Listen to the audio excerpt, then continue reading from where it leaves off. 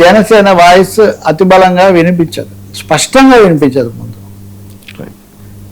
Sir Lokesh working president, TDP తవలపై చూపు.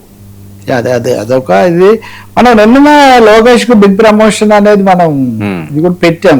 అది ఒక కోణంలో నితీష్ కుమార్ నిజంగానే నిన్న రాజీనామా చేశారు. అందరూ అనుకున్నట్టు ఆ సామ్రాట్ చౌదరి అని ఆయన ముఖ్యమంత్రిగా ఇందాక బీహార్ ముఖ్యమంత్రిగా ప్రమాణ స్వీకారం చేశారు. ఆయన కూడా ఆర్జేడీలో మొదలై జేడీలో ఉండి అక్కడి నుంచి బీజేపీలోకి వచ్చాడు ఆయన. సో అన్ని పార్టీల్లో పూర్తి అనుభవం గడించాడు ఆయన. నితీష్ కుమార్ దగ్గర కూడా ఉన్నాడు. సో నితీష్ శకం ముగిసింది అనే ఒక ప్రకటన. అంటే ఇదొక సంకేతం భారత రాజకీయాల్లో. ఇప్పుడు మనం తర్వాత కూడా చర్చ చేస్తాం, తమిళనాడులో కూడా అట్లాంటి మాటలు కొన్ని వినిపిస్తూ ఉంటాయి. సో బీహార్ అయిన తర్వాత ఆంధ్రప్రదేశ్ అనుకుంటే బిగ్ ప్రమోషన్, ప్రభుత్వ పగ్గాలంటే దానికి ముందు పార్టీ పగ్గాలు. సో పార్టీకి వర్కింగ్ ప్రెసిడెంట్గా నారా లోకేష్ను నియమిస్తూ తెలుగుదేశం పార్టీ ఈరోజు ప్రకటించింది. సో ప్రెసిడెంట్గా గౌరవంగా లేకపోతే పెద్దరికంగా చంద్రబాబు నాయుడు ఉన్నప్పటికీ పార్టీకి వర్కింగ్ ప్రెసిడెంట్ అంటే వాస్తవంగా పగ్గాళ్ళు లేకపోతే సారథ్యం వహించేది. ఇప్పుడు మనం తెలంగాణలో చూస్తాం కదా, కేసీఆర్ ఉన్నా ఆయన ఎర్రవల్లి ఫామ్ హౌస్లో ఆయన అక్కడ ఆదేశాలు సందేశాల వరకు ఆయన పరిమితం అయితే, ఎక్కువ భాగం కేటీఆర్ వాటి అన్నింటినీ రోజువారీగా నడుపుతుంటారు. ఇందాక కూడా మాట్లాడుతున్నారు. కాబట్టి ఎఫెక్టివ్గా క్రియాశీలంగా లోకేష్కు సారథ్యం అప్పగించినట్టే మనం పార్టీ సారథ్యం అప్పగించడం ఇప్పుడు జరిగింది. ఆ తర్వాత ఇంకా ప్రభుత్వ సారథ్యం వైపు ఇది అడుగులకు వేస్తుంది అనేది ఒక అభిప్రాయం. రెండవది ఆ టీంలో చూస్తే కూడా యంగ్స్టర్స్ చాలా ఎక్కువ మందిని పెట్టడము, కాంపోజిషన్ కూడా మార్చడము, మామూలు కార్యకర్తలను కూడా పెట్టడం, ఇదంతా లోకేష్ యువగలం అప్పటి నుంచి చెప్తూ వస్తున్నటువంటి దానికి ఒక రూపంలాగా ఇది కనిపిస్తుంది. మిగిలిన వాళ్ళని కూడా మేము సంతృప్తి పరుస్తాము ఇట్లాంటివన్నీ కూడా చెప్పారు. ఆంధ్ర తెలంగాణ ఇద్దరు కూడా పోలిట్ బ్యూరో 29 మందితో వేశారు. అందులో కూడా కొంతమంది వీళ్ళు ఉన్నారు. మీకు నేను గతంలో కూడా చెప్పా, చాలా కాలంగా తెలుగుదేశం హెడ్ క్వార్టర్లో మేజర్ ఇంటరాక్షన్స్ లోకేష్ చేస్తున్నారు.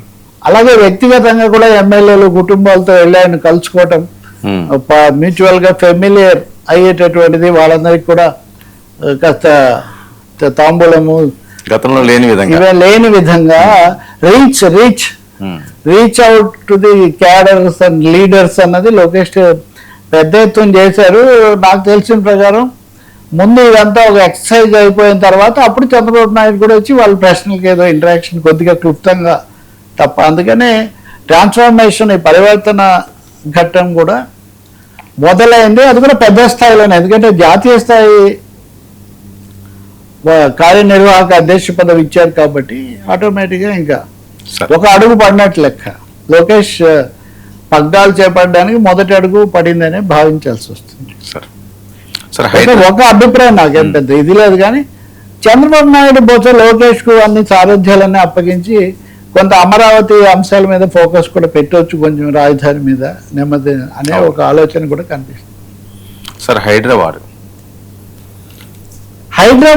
అమ్మినప్పుడు అక్కడ ఆ భారీగా ఇది కూల్చేయటము అవన్నీ అయిన తర్వాత చాలా అంతస్తుల భవనం ఇదంతా, దాన్ని చాలా దుమారం వచ్చింది. ఎక్కడెక్కడి వాళ్ళు కూడా భయపడ్డారు. అది అయిన తర్వాత హైకోర్టు కూడా ఈ కేసు వెళ్ళింది. సరే, సహజంగా బీఆర్ఎస్ వాళ్ళు ఇంకా కొంతమంది దాని మీద నిరసన తెలిపారు, అక్కడ కూడా అయింది.